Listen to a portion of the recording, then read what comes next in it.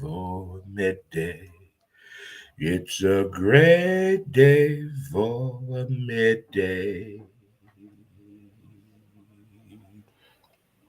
Yes, we are here with you. St. Louis Organics presents Montez at midday.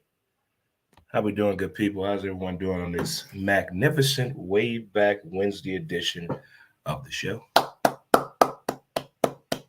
How's everybody doing? Huh? Everybody got their tree up? Who's still eating Thanksgiving leftovers? Talk to me. I don't care if it's dessert, frozen vegetables, a frozen turkey. You keep throwing it out every 2 weeks. Talk to who's still eating that. If you still got some turkey left, holla at a brother. We know how I feel about turkey. We all know how I feel about turkey. High fives in the building, chest bump, hug it out. There we go. If you're celebrating a birthday today, happy birthday to you. Happy birthday to my cousin Johnetta. Happy birthday to Miss Debbie Patton. Ooh, it's almost trivia time. It's almost fundraising time, parade season. We're getting close. That's one thing about the end of the year. There's certain routines we get used to. There's so much fun. These trivia events to raise money for all the food banks and the parade committees is a lot of fun. If you got a new car and it's still running, congratulations. If you're in a new relationship, congratulations. How's the new job going? Huh? First week out after a breakup and it's not as bad as you thought. You still got your sanity. There you go. Huh? Got to pull for people like that. Huh? Everything's going to be okay. Everything's going to be okay. If you're just tuning in, we are on Facebook as well. And we also have a page on there for our podcast, Who's to Blame. So there's several ways you can follow the show for sure each and every time. But more importantly, on Twitter as well at W2B Dre Montez, YouTube Dre Montez as well. We make a little funny videos every now and then on TikTok. If you want to check them out, it's Dre Montez 63.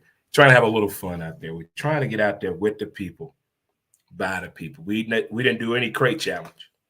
We didn't do none of that crap. We didn't do the shirt exchange with your partner. You got to be in a serious relationship to that shit. So no. So we haven't done any of the trends. And with the holiday season fastly approaching, there's no telling what people are going to be doing with their dogs or cats on TikTok. Mm, mm, mm. But it is that time of year and week again where we reflect on stories we've heard, conversations we've had, and things that just make us say, what in the huh? So I'm currently watching The Murdochs on HBO Max. As a fan of journalism, this has me on so many levels. I'm going to watch it probably back to back. I think it's like 6 episodes, but I'm just intrigued how powerful this family is, how they got that way, telling the story. The do's and don'ts, the dotting of the I, the crossing of the T, the what did you learn moment of this. If you're if you like journalism, this is very, very intriguing on how all of this came to where we're at right now. From the basis of getting a story to getting it to us, to the way it's talked about it, to the way the source was compensated. What made you tell the story? Are you yelling at us? Are you going to be informative? It's an alert. Is it a news bulletin? Is it a news break? Is it an update? Is it a cover story? All these things are detailed in a very unique way and standard that it was chosen to be done. Well orchestrated. The way it was done, I don't want to say it was just one person that saw this. I don't want to spoil it for you. But if you've heard of the Murdoch family and you watch the news or you don't read the news or you at one point you did, at one point, the curiosity got to me. I'm like, I got to see this. All the things that go on in your life around you that you have no idea that could affect your future and you're 10 or 12 years old. It's one of those things. I'm seeing an update in one of the episodes, something that happened in 1982. I was 12 years old in 1982. And something from that moment in the journalistic field is impactful today to me because of what happened when it comes to journalism. It's one of those, so much more I want to say about this. I mean, this is one of those things. If you were still in class, in your journalism class, and you get to a certain point, your teacher, your professor is going to pause it. And now we're going to have a debate. We're going to have a discussion. We're going to have an impromptu discussion about that little segment right there on why that was so important, why you think that's important, the way a story is covered, the way it's pitched, the idea of the story. I'm fascinated by all of it, not the people that do it, just the whole process of it all. If you've ever written for your school newspaper or anything that may, you know what I'm talking about. And somewhere down the line, when I'm retired, can only move 8 feet every 10 years. And I miss the days of that old neighborhood community newsletter that you would get at the local grocery store or your local mechanic, or even maybe at the local bank right there on the table. And it'd be just a little community newsletter. Have fun-loving stories, interesting recipes, upcoming events, a did you know factor, a picture. It sometimes will be a scavenger hunt, but I miss that. Maybe one day soon that can happen over here in South City. We get a nice little fun, everyone's involved, little community, little newsletter. Not something that comes out every week, but something, with some good feedback. When's the best month to hit yard sales in South City? When's the best month to hit garage sales in South City? Things of that nature. Who has the best stew recipe in a crock pot? Things of that nature. Informative information shared through a community newsletter. But that's what I'm starting to watch right now is the Murdochs on HBO Max. And I'm telling you, this is, yes, it, of course, reminds you of Succession, but it's nowhere near that. It's nowhere near that. No, I couldn't dare do that to them. No, not at all. But it is it's a very good show. If you have seen it, you know what I'm talking about. If you forgot about it, yeah. Go check out the show. It's that good. It really is. It's really that good. You gotta join us here. My man Steve Shepard. What's going on, my man? My man, Steve Shepard, old softball coach. Old Navy vet you. Oh my God. Oh, the people that tune into the show sometimes. All right, before we get into it, we're gonna let it go. Ignore them. We're gonna give it time. Don't compete. We're gonna stay calm. It's on you. And we're gonna laugh for sure. We're gonna laugh. Sports has made me laugh, cry, sing, and dance. All levels of it. The emotions of the day. Some of the top successful people say you should do that every day. You should laugh, cry, think, and dance. You should do it every day. Say it just releases everything. It captures the emotions of the day. So I get that. I really do. I get all of that. But can we talk about the Major League Baseball contracts? Oh my goodness. We all about getting the money, paying the players, get them. The players are getting paid for what they've done, not what they're about to do. In some cases, I feel your point. The contractual services, the written language, the get over, the cheating moment, who's getting ahead, the owners, the player, who's suffering more, the team, the fans, the city. It's getting to that point when it comes to Major League Baseball contracts. How much are you willing to put on winning for your local team, your franchise? How much are you willing to go in the hole to win? Because history has proven us what, kids? When you buy a team, when you buy said players, give them all this money, now we have no room to do what now? We have no wiggle room. So if this don't work, we're going to be dead in the water a good 5 to 8 years. Is that fair to today's team as you're trying to get in with the Joneses and win? Because everybody is trying to win. And the first thing people over 50 say, no athlete is worth all that damn money. You talk to people who buy the shoes, who buy the iPad, the iPhone, the iWatch, who stay in the know of the moment of being up to date with these players, they say, damn it, they deserve it. Get the bag. Everybody's going to have their own reason of why on these sports contracts. But Major League Baseball is really taking a beating when it doesn't go the right way for the team, the player, the fans. If you invest in today's terms in Major League Baseball, if you invest over $200 million in one player to help your pitching staff, but there's nothing given an offensive threat, people are going to have a lot of questions. What are we going to do here? What are we going to do? How are we going to make this make sense? I think it takes a long time to even out the playing field when you're paying players to pitch, when you're paying players to hit, when you're paying players to just defend their position. There is no easy answer on this one. $40 to $43 million per year to play baseball and your position player. You're working every 6 to 7 days if you're a pitcher. That's where all the money at. How do we get the value out of that? What is the ultimate goal? Is the ultimate goal to get to the postseason if we haven't been in 10 plus years? If we only been to the wild card, what's the objective here? Are we trying to win the whole thing? If that's the case, why isn't that every team's situation? But we get it. We're not there yet. We haven't developed our players the way we want to develop our players. See, that comes in that manipulation. That comes in that wording, that time of service crap that we thought they figured out. But in some cases, we heard they did not figure that out. And it has hurt some players in making money, maintaining money, making legitimate beef to make some money.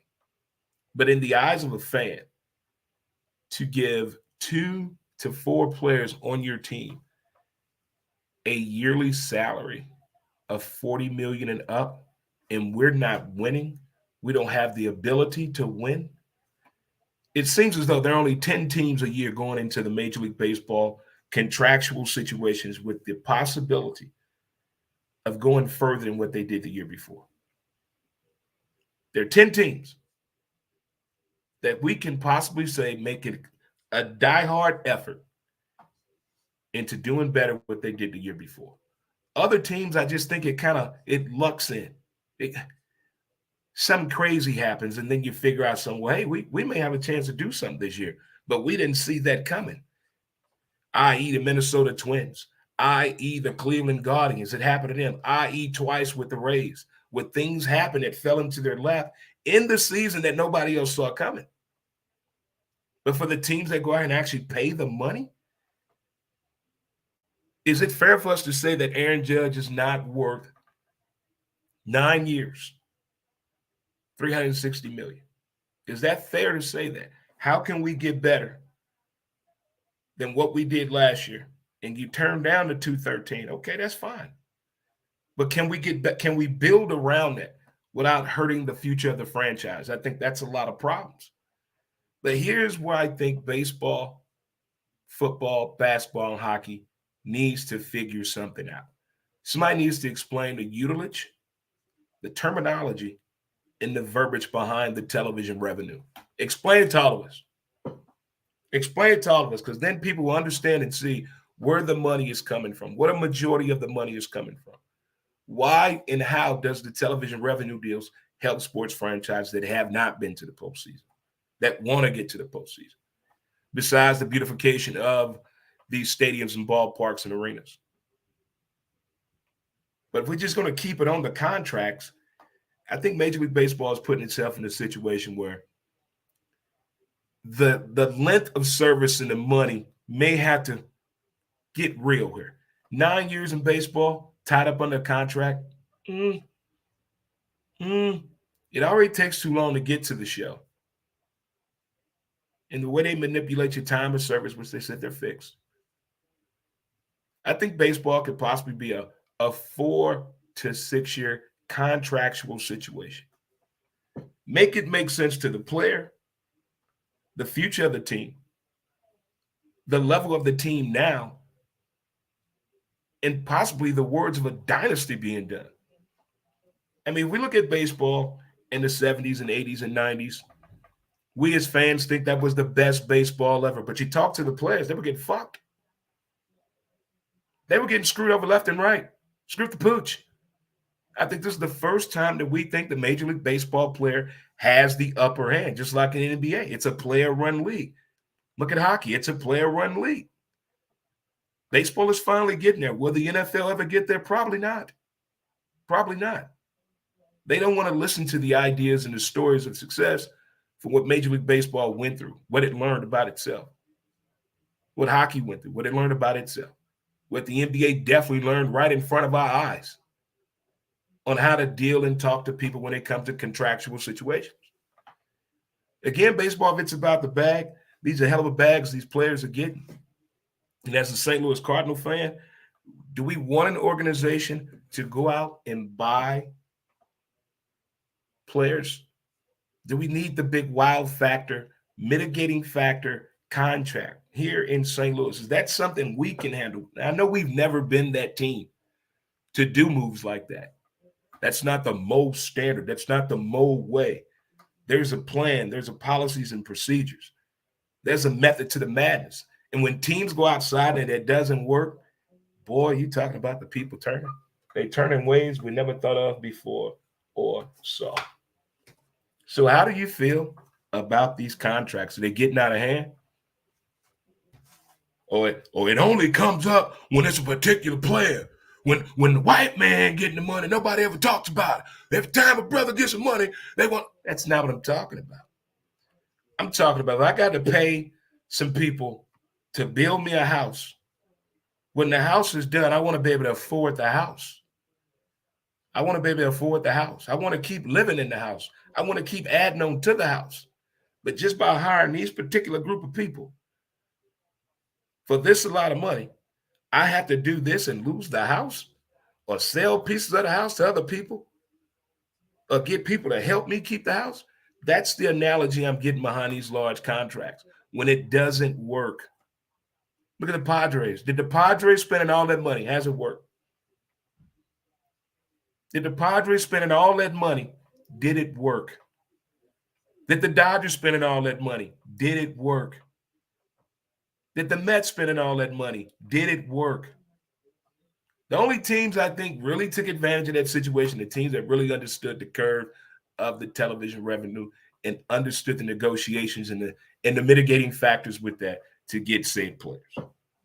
But it's still going to be fun to watch over the next few years for sure. So, terrific time. Tom Brady did it again on Monday night. He did it again.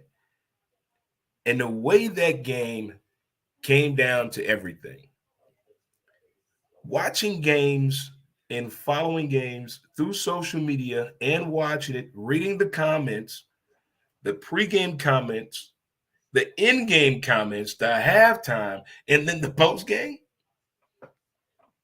it is amazing to me what people say before game. Now, the only thing I said the final score was going to be 12-9, Tampa Bay.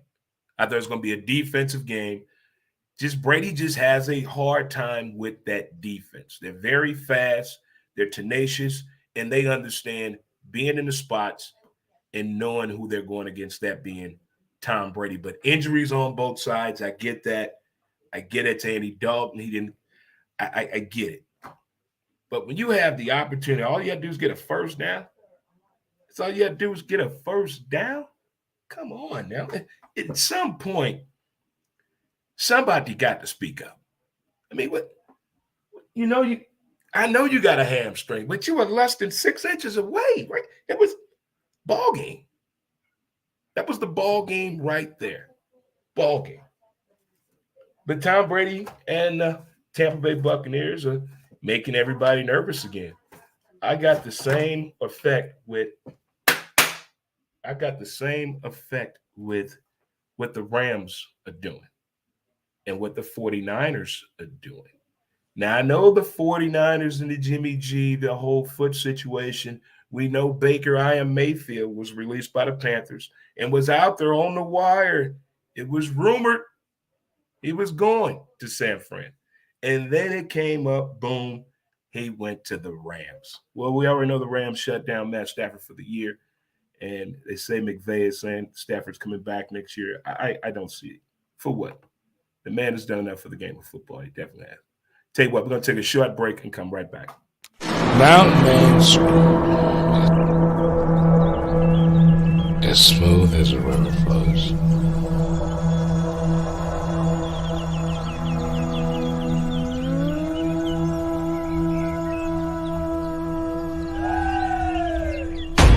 MountainManScrub.com.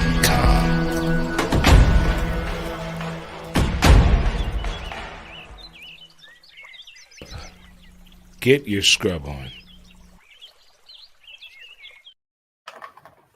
As smooth as the other side of the pillow. Mountain Man Scrub is great for your hands, elbows, knees, and feet, and bring back that 4K resolution in your tattoo today. Go to mountainmanscrub.com. In the promo, type in Dre22 for your holiday savings today. Thank you so much for that.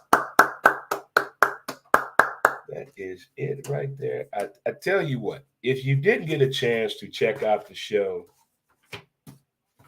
on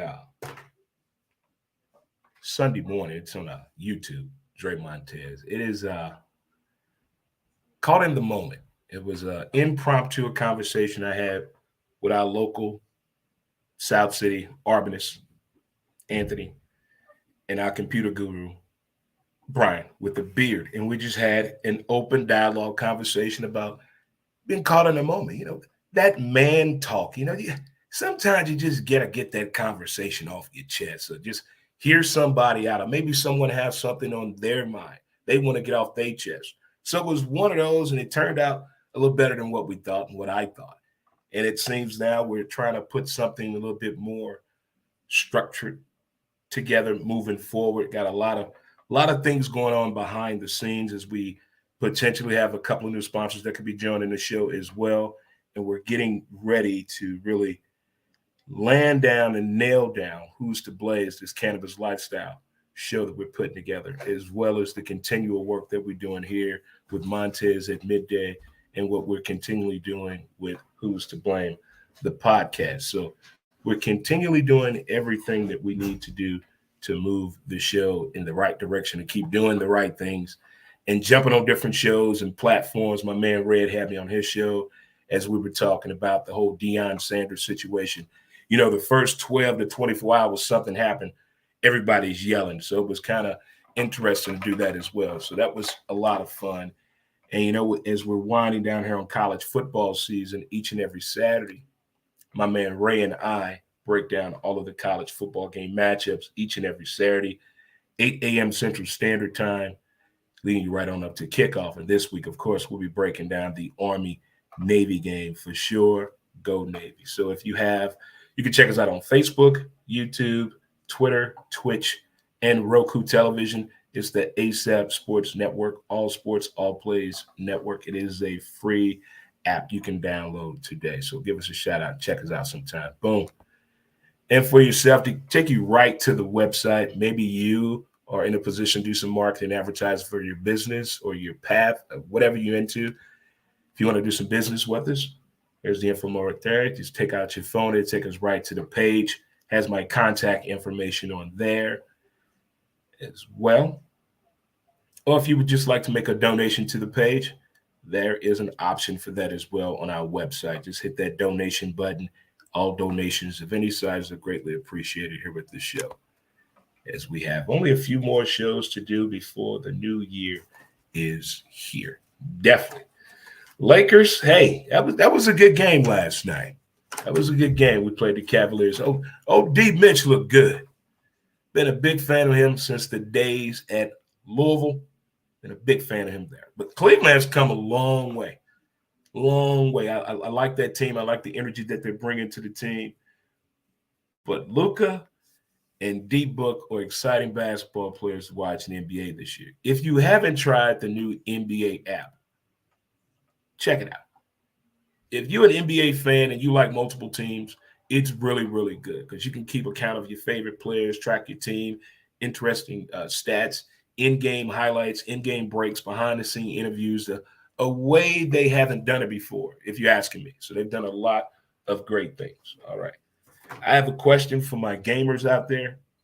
As a PS4 gamer, don't have PS5 yet. How and what game is it I must buy to play cross-platform? What version do I? Does it have to be PS5? You can only do it with PS5, or can I do it with PS4? Can I cross-play on PS4? And if you know how to do that, let a brother know, because I'm trying to start gaming with my sons, because they've been talking trash about Matinee and 2K. The days of Fortnite are over, player. Time to get the lesson. So if you know how to cross-play on the PS4 gaming system and the Maddens and the 2Ks and MLB The Show and FIFA and Tiger Woods Golf, let a brother know. I appreciate it. By the way, if you get down out there on any of the gaming platforms out there, it's Dre Montez 63 on PlayStation 4 right there. So we got something for everybody. So it's my favorite time of the year to start gaming anyway. The games are cheaper, get a little bit more time to break it on down a little bit, and you go from there. My man, Rich Gordon, Butchie. My man, what's up, Butch? Butch, I saw you went to Florida, you and the old lady. I saw that. That's awesome. That's awesome.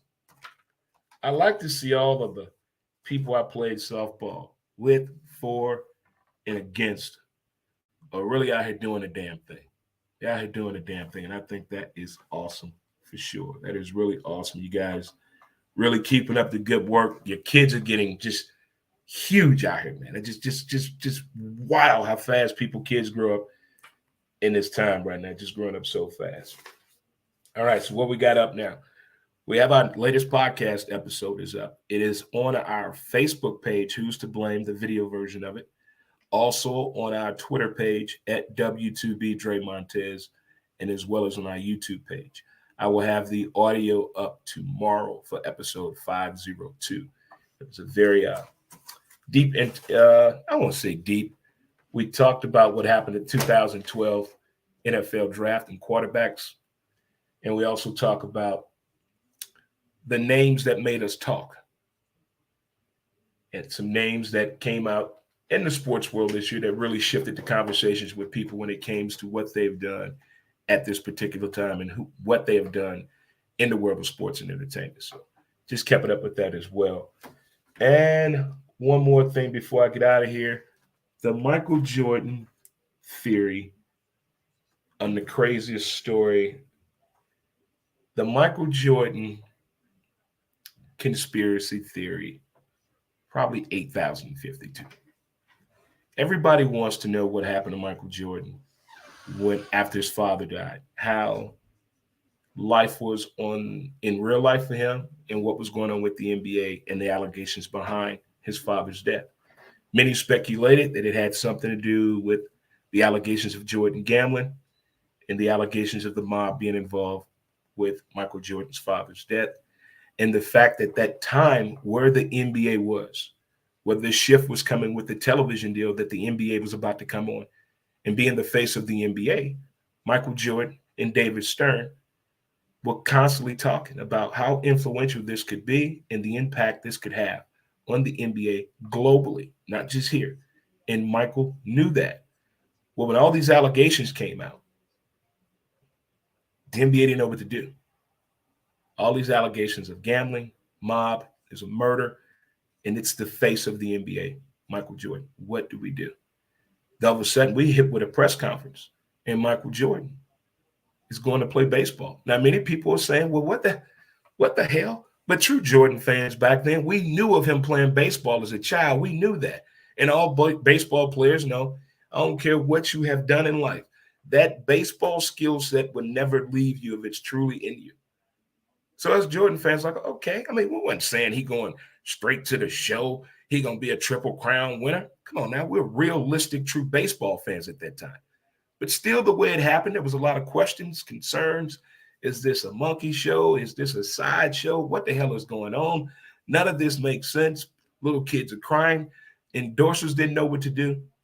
But all the while, could this have been a suspension from the NBA that was very, very masterminded and controlled by Michael Jordan and his team.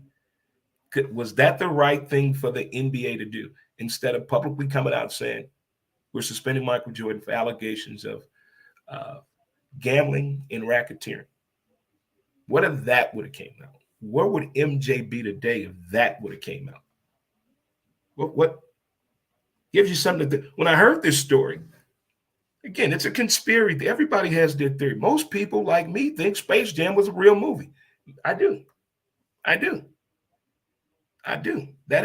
That's some deep shit to think about. I'm not talking about the Space Jam with her missing LeBron. I'm talking about with the GOAT. With the GOAT, that one. It's not a far-fetched stretched idea.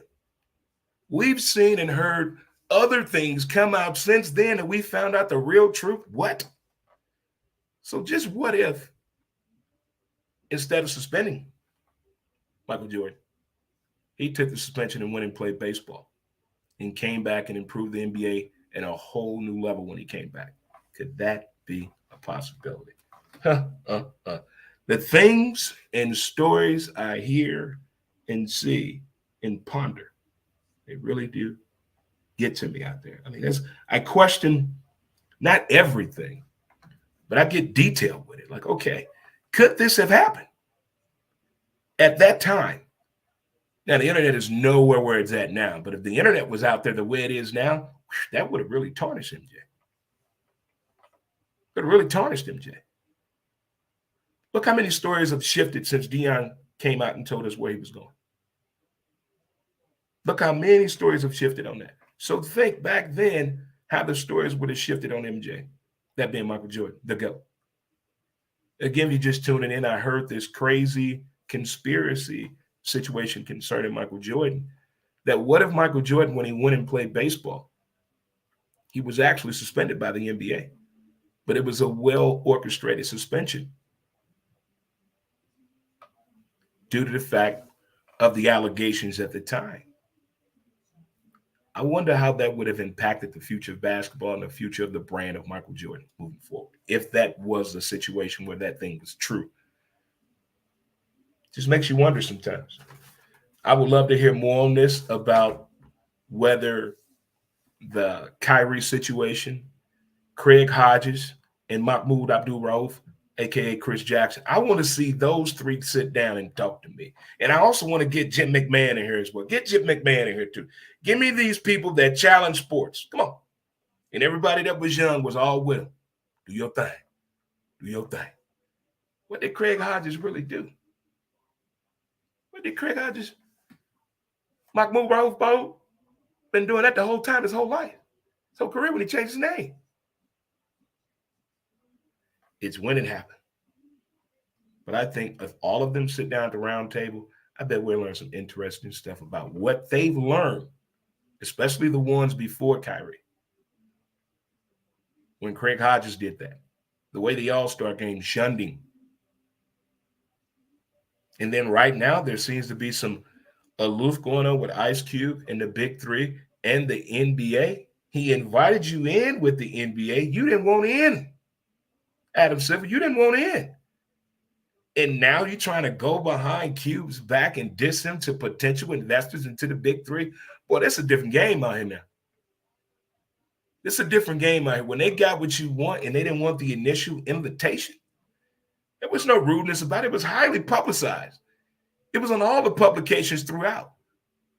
Merge with them. They're getting former NBA players. Wouldn't it make sense to do that?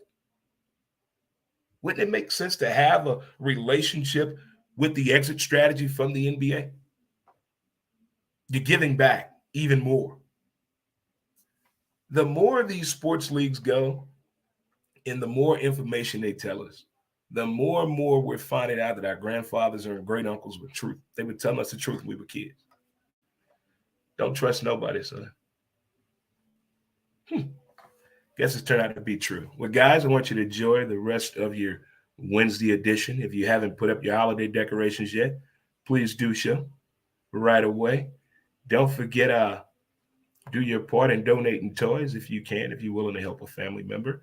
Or maybe there's a toy drive in your neighborhood and they want your help and need your help. You can do your part that way as well. Either way, this holiday season should be a good one for all.